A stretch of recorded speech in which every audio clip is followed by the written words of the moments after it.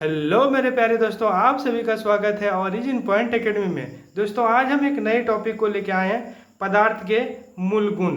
पदार्थ के मूल गुण क्या होते हैं दोस्तों, आज चलिए हम समझते हैं। एक नए टॉपिक को अच्छे से समझते हैं दोस्तों कि पदार्थ के मूल गुण क्या होते हैं। तो दोस्तों सबसे पहले हम देखते हैं, यहाँ पे हमारा पदार्थ है दोस्तों। पदार्थ तो देखिए दोस्तों, पदार्थ द्रव्यमान रखता है। दोस्तों पदार्थ क्या रखता है? द्रव्यमान रखता है। सबसे पहला और सबसे महत्वपूर्ण गुण यह है कि हर पदार्थ का द्रव्यमान होता है। दोस्तों कोई भी पदार्थ है उसका कुछ ना कुछ द्रव्यमान होगा ही होगा।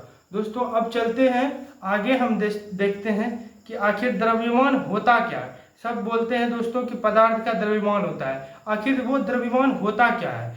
तो देखते हैं दोस्तों, यहाँ पे क्या लिखा है, किसी वस्तु में उपस्थित पदार्थ की कुल मात्रा को द्रव्यमान कहते हैं। दोस्तों कि इसका कहने का अर्थ यही है कि किसी भी वस्तु में उपस्थित पदार्थ की कुल मात्रा, यानी कि कोई भी वस्तु है उसके अंदर उपस्थित जितने भी पदार्थ की मात्रा होगी, यानी कि मात्रा जिसको हम किलोग्राम में व्यक्त करते हैं, इसका जो मापते हैं, यानी कि जितने की मतलब मात्रा होगा इसका, उसे ही हम क्या बोलेंगे दोस्तों? द्रव्यमान बोलेंगे। यानी कि किसी वस्तु में उपस्थित पदार्थ की कुल मात्रा को हम द्रव्यमान कहते हैं। किसी भी वस्तु में जितने भी पदार्थ की मात्रा होगी उसे ही हम द्रव्यमान कहेंगे। दोस्तों आप समझ गए होंगे। तो आगे देखते हैं दोस्तों क्या है, जिस वस्तु का द्रव्यमान नहीं होता, जिस वस्तु का, देखिए अगर किसी भी वस्तु का अगर द्रव्यमान नहीं है तो उसे हम पदार्थ नहीं कहेंगे। जिस वस्तु का द्रव्यमान नहीं होता उसे पदार्थ नहीं कहा जाता। उदाहरण में जैसे देखें तो प्रकाश जो होता है, प्रकाश पदार्थ नहीं होता है, और ध्वनि जो होता है, ध्वनि भी पदार्थ नहीं होता है। दोस्तों क्यों? क्योंकि ये ऊर्जा के रूप है। ये क्या है? ऊर्जा के रूप है, ये हमें एनर्जी देते हैं, पदार्थ नहीं है। ये क्या है? पदार्थ नहीं है, ये ऊर्जा के एक रूप है। ठीक है ना। तो आगे हम देखते हैं दोस्तों, पदार्थ का दूसरा मूल गुण। देखिए दोस्तों ये सब टॉपिक जो है ना थोड़ा इजी है, इसलिए मैं इसको जल्दी जल्दी आपको लिख के आया हूँ, क्योंकि आपका क्लियर हो जाए, जल्दी से आप लिख लो और समझ लो इस चीज़ों को। इसके बाद हम आगे नए टॉपिक पे, अच्छे टॉपिक पे चलेंगे दोस्तों। तो दूसरा क्या है यहाँ पे, पदार्थ का दूसरा मूल गुण। पदार्थ का दूसरा क्या है? मूल गुण। यहाँ पे हर पदार्थ ब्रह्मांड में कुछ ना कुछ जगह घेरता है। इसका कहने का अर्थ यही है दोस्तों कि हर पदार्थ ब्रह्मांड में कुछ ना कुछ जगह घेरता है। इस घिरी हुई जगह को हम आयतन कहते हैं। जैसे दोस्तों कोई भी पदार्थ हो, कोई भी चीज हो, कोई भी वस्तु हो, जैसे आपका पेन हो गया, पेंसिल हो गया, या तो आपका कुछ भी चीज आपको नजर में आ रहा है, तो वो जहां भी रखा हुआ है समझ लीजिए उसको क्या है कि उसका एक आयतन है। कहीं ना कहीं वो जहाँ पे रहा है, जैसे कि यहाँ पे ये चीजें हैं, तो इसका एक ना एक आयतन है दोस्तों। तो इसका यही इस डिफिनेशन का कहने का अर्थ यही है कि हर पदार्थ इस ब्रह्मांड में, यानी कि इस संसार में कुछ ना कुछ जगह घेरता है, और इसी घिरी हुई जगह को हम आयतन कहते हैं। इसका उदाहरण एक देखते हैं दोस्तों, उदाहरण से समझते हैं दोस्तों इसको, कि एक खाली बोतल वास्तव में खाली नहीं होता है। दोस्तों कोई भी आप खाली बोतल देखिए, वो आपको लगता होगा कि ये खाली बोतल है, लेकिन वो वास्तव में खाली बोतल नहीं होता है, उसमें हवा भरी रहती है दोस्तों।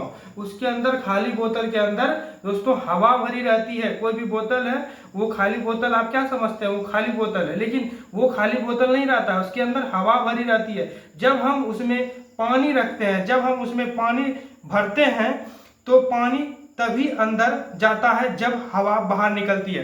दोस्तों जब हम पानी डालने लगते हैं तो हम उसके अंदर भरी हुई हवा क्या होती है? बाहर निकल जाती है। जब हम पानी डालते हैं तो बाहर निकलती है। इससे सिद्ध होता है कि हवा भी स्थान घेरती है। इससे क्या होता है? इससे सिद्ध होता है कि हवा भी स्थान घेरती है, इसलिए हवा भी पदार्थ है।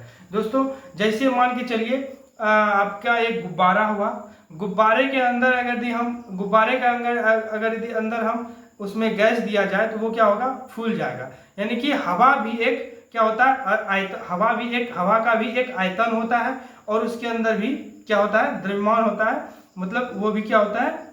हवा भी एक तरह से पदार्थ है दोस्तों। तो यहाँ तक क्लियर हो गया दोस्तों, आपको समझ में आ गया? यहाँ पे देखिए दोस्तों, यहाँ पे आपका क्लियर हो गया सारा चीज। यहाँ पे अगर दिफरेंस से कट गया हो तो दोस्तों आप देख लीजिए, हर पदार्थ इस ब्रह्मांड में कुछ ना कुछ जगह घेरता है। इसी घिरी हुई वो जगह को हम आयतन कहते हैं। और उदाहरण में ये आपको हम बता दिए हैं ये चीज़ें, तो देख लीजिए दोस्तों। चलिए आगे हम देखते हैं दोस्तों, आगे क्या है। आगे दूसरा गुण यही है दोस्तों, पदार्थ सूक्ष्म कणों से मिलकर बना होता है। पदार्थ क्या होता है? सूक्ष्म कणों से मिलकर बना होता है। यह रसायन विज्ञान का वह सबसे महत्वपूर्ण सिद्धांत है जो वस्तु हमें एकदम ठोस दिखाई देती है, वह वास्तव में असंख्य सूक्ष्म कणों से बनी होती है। ये कण इतने छोटे होते हैं कि इन्हें सामान्य आंखों से नहीं देखा जा सकता। दोस्तों इसमें इस परिभाषा का अर्थ यही है दोस्तों कि यह रसायन विज्ञान का सबसे महत्वपूर्ण सिद्धांत है जो वास्तव में एकदम ठोस दिखाई देती है। जो कि वास्तव में क्या दिखाई देती है?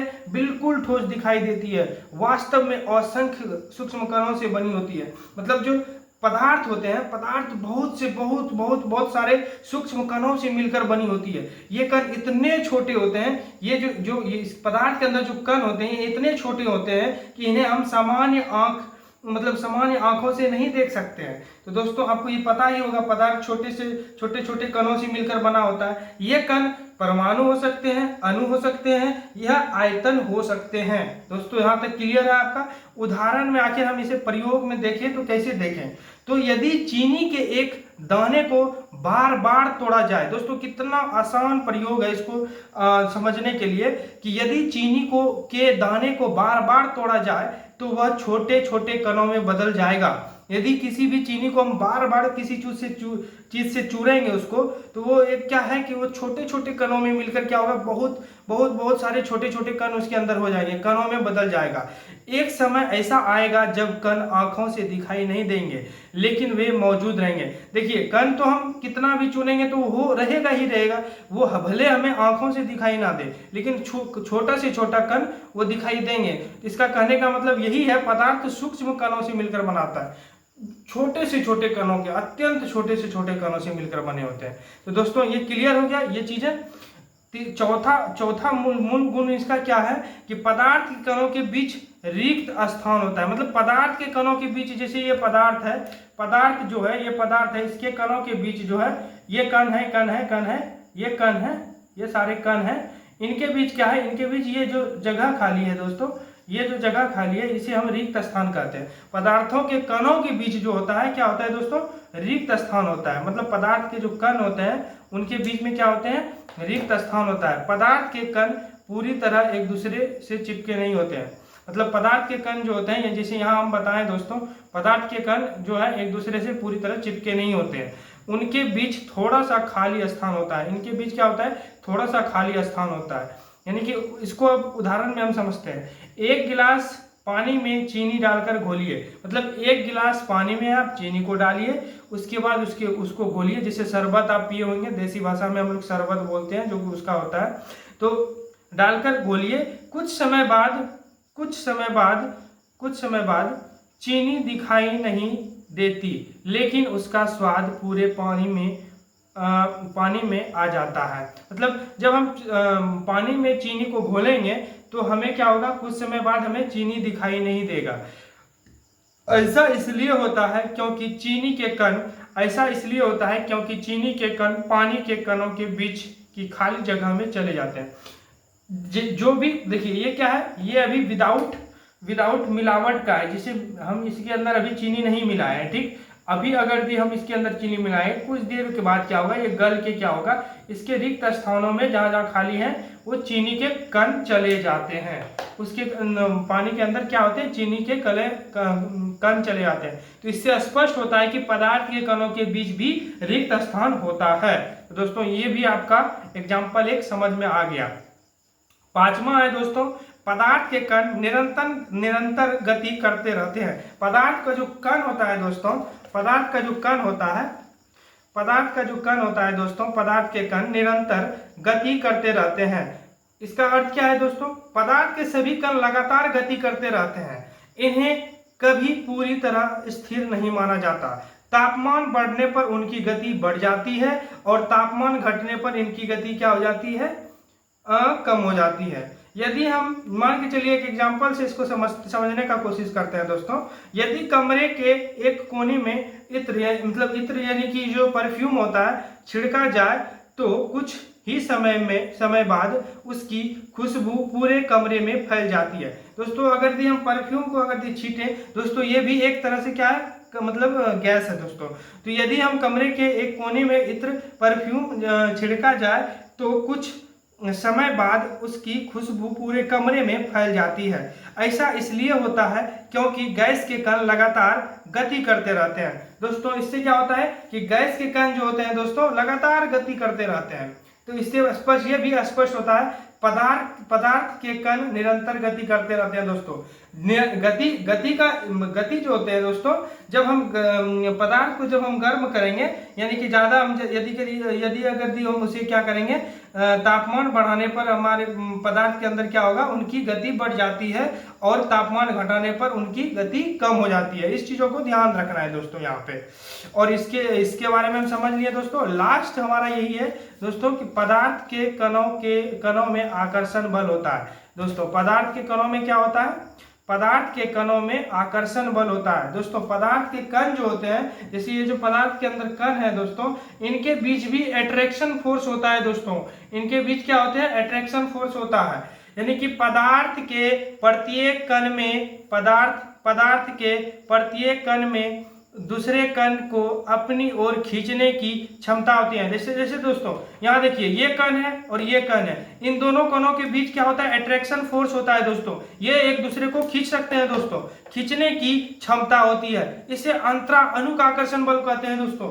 एक कण दूसरे कण को खींचने की क्षमता जो होती है पदार्थ के अंदर, उसे हम अंतरा अनुक आकर्षण बल कहते हैं। उस फोर्स को हम अंतरा अनुक आकर्षण बल कहते हैं। यानी कि समझ लिए दोस्तों, पदार्थ के अंदर कोई भी कण है, जैसे एक दूसरे कण क्या होते हैं, एक दूसरे को क्या करते हैं दोस्तों, अपने ओर खींचते हैं। इसे हम क्या कहते हैं, अंतरा अनुक आकर्षण बल कहते हैं दोस्तों। ये मतलब पदार्थ एक दूसरे को एक कण दूसरे कण को क्या करते हैं, खींचते हैं। यहाँ और एक टॉपिक मेन अथी है दोस्तों, यहाँ पे देखा जाए तो यहाँ पे एक पॉइंट है दोस्तों, ठोस में यह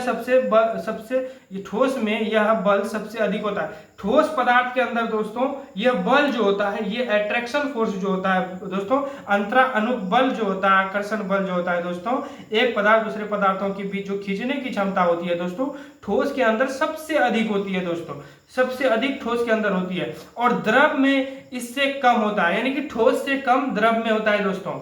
वही अंतरा अनुक आकर्षण बल जो होता है दोस्तों, एक कण दूसरे कण के बीच जो खींचने की क्षमता होती है, द्रव के अंदर ठोस की भांति कम होती है।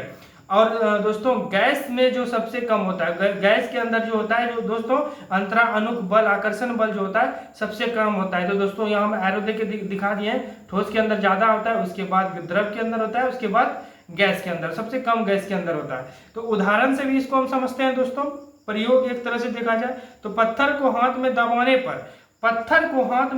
पर उसका आकार नहीं बदलता। यानी कि पत्थर को अगर हाथ में हम दबाएंगे तो उसका आकार हम नहीं बदल सकते हैं, क्योंकि उसके कण बहुत मजबूती से जुड़े होते हैं। क्योंकि दोस्तों इसके अंदर जो अंतरा अनुक बल होते हैं और अट्रैक्शन फोर्स होते हैं दोस्तों, वे बहुत मजबूती से जुड़े हैं। तो क्यों मजबूती से जुड़े होते हैं, क्योंकि जहां पे दोस्तों हम पढ़े हैं कि ठोस में यह बल सबसे अधिक होता है, क्योंकि यहाँ पत्थर एक ठोस पदार्थ है दोस्तों, और पत्थर के अंदर अंतरा अनुक बल जो आकर्षण बल जो होता है दोस्तों, वो बहुत ही मजबूती से होता है। इसलिए हम इसका आकार नहीं बदल सकते हैं दोस्तों, क्योंकि उसके अंदर कण बहुत मजबूती से जुड़े होते हैं। जबकि गैस किसी भी बर्तन का आकार आसानी से लेती है दोस्तों। जैसे कि गैस जो होते हैं दोस्तों, कोई भी बर्तन का आकार ले लेते हैं। जैसे कि दोस्तों हमारे पास गुब्बारे हैं, गुब्बारे जब पचका होता है तो इतना सा रहता है, उसमें अगर हम गैस भरते हैं दोस्तों तो वो क्या होता है, कोई भी आकार ले लेता है। इसका कोई भी निश्चित आकार नहीं होता है दोस्तों। ये गैस पदार्थ का जो होता है दोस्तों, इसका कोई भी निश्चित आकार नहीं होता है दोस्तों। ये इसको हम गैस जैसे दिए, मान के चलिए गुब्बारे में दोस्तों, तो गुब्बारे क्या हुआ, फूल गया। तो इसका क्या हुआ दोस्तों, एक निश्चित आकार, जितना गैस देंगे उसमें उतना फूल जाएगा। तो इसका एक ही प्रॉब्लम यही है दोस्तों कि इसके अंदर जो होता है ना दोस्तों, आकर्षण अंतरा अनुक आकर्षण बल जो होता है गैस के अंदर, अंतरा अनुक आकर्षण बल जो होता है गैस के अंदर, कम होता है, इसलिए ये क्या होता है कि मतलब इसका आकार जो होता है निश्चित नहीं हो पाता है, और उसका आकार उसका ठोस होता है, मतलब ठोस का जो आकार होता है निश्चित होता है, क्योंकि उसके अंदर अंतरानुक आकर्षण बल मजबूती से पकड़े रहते हैं। तो दोस्तों आज की क्लास में इतना तक ही हम पढ़ते हैं। आगे की क्लास दोस्तों मेरा यही है टारगेट कि आगे बेसिक क्लास करते रहेंगे दोस्तों, जल्दी से जल्दी इसको खत्म करेंगे। आगे क्लास हम दोस्तों एक नए टॉपिक के साथ आते हैं। मेरा ये टॉपिक अगला टॉपिक जो होने वाला है दोस्तों वो आवर्त सारणी से रिलेटेड होगा दोस्तों, मतलब हम पीरियोडिक टेबल से रिलेटेड जानेंगे दोस्तों कि पीरियोडिक टेबल आखिरकार होता क्या है उसको पढ़ेंगे, और पीरियोडिक टेबल में जितने भी एलिमेंट्स है उस एलिमेंट को एक सीरीज वाइज लिखने का कोशिश करेंगे, यानी कि पीरियोडिक टेबल को बनाने का कोशिश करेंगे दोस्तों। तो धन्यवाद दोस्तों, इतना तक ही।